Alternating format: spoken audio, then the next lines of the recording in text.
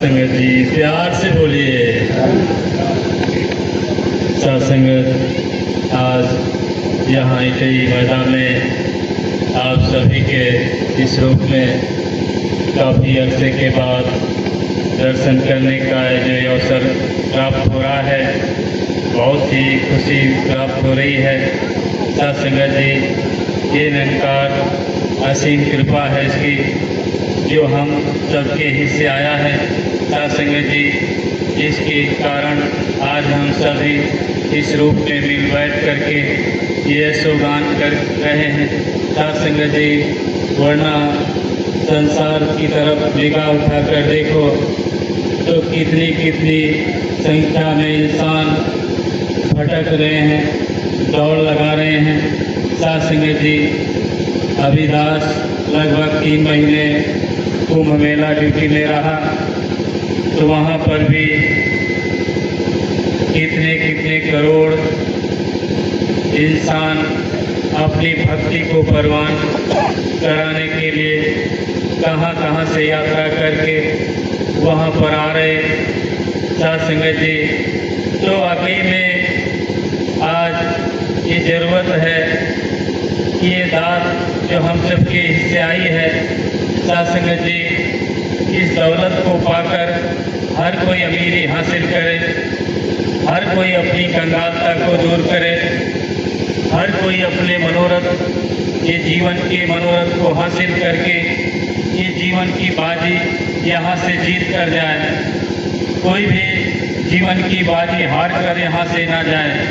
ये जो मौका मिला है, जिसको कहा जा रहा है कि बड़े भाग्य से मिला है, तो भाग्य से मिला है तो ये सफल करके यहाँ से जाए।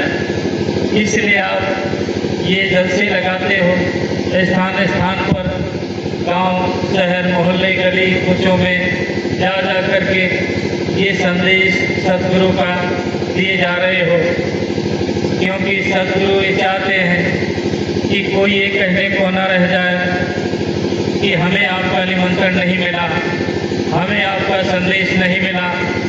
इसलिए आप ये ढंग, ये जतन अपनाए जा रहे हो। तो ऐसी कृपा हो, क्योंकि ये प्राप्ति अन्य किसी कारण से होने वाली नहीं है। जब तक सानिध्य सतगुरु का नहीं मिलेगा, तब तक कहाँ ये प्राप्ति होने वाली है। कितने भी ढंग अपना लो, इतिहास इस बात का गवाह है कि इसी प्रभु की प्राप्ति के लिए इंसान घर परिवार बच्चे वाले त्याग कर जंगलों की तरफ प्रस्थान कर गए, वहाँ ध्यान समाधि लगाकर बैठ गए। कौवे चील नोच नोच कर मांस खाए जा रहे हैं, फिर भी उनकी आस लगी है कि काका सब तन खाइयो, चुन चुन खाइयो मांस, दो नैना मत खाइयो, मुहे पिया मिलन की आस। इतनी बड़ी आस लेकर के बैठे, इतने इतने कर्म किए, फिर भी उनके हिस्से प्रभु परमात्मा नहीं आया। और आया किनके, ये भी इतिहास गवाह है।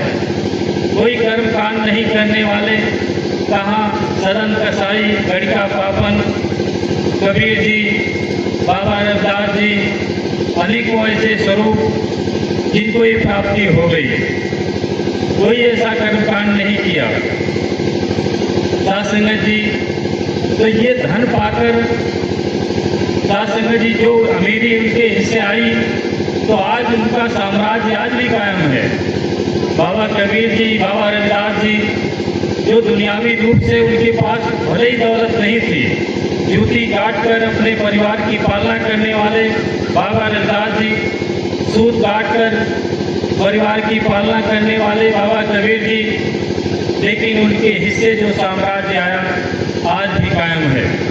इसलिए अवसर है, मौका है। और कोई ढंग स्नान करने से या यात्राएं करने से इसकी प्राप्ति नहीं होगी। ये संत महात्मा समझाते हैं। बाबा हरदेव सिंह जी महाराज ये अनेकों बार दोहराते रहे, बाबा बुल्ले शाह जी की वायने कि गंगा गए गल मुक्ति नाही, 100 गोते खाइए, मक्के गए गल मुक्ति नाही, 100 हज करे आइए। मक्के गए गल मुक्ति नाही, 100 हज करे आइए। गया गए गल मुक्ति नाही, 100 फंड पढ़ाइए।